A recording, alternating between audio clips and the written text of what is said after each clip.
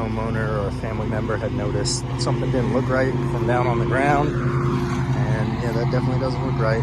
About 4 feet of ridge vent cap shingles that have blown off. But it's not the point of the video. This is a true one-tab shingle. No laminates, no individual tabs. A true strip shingle. I believe this is a Certainteed Patriot. I think I've seen one other one-tab shingle.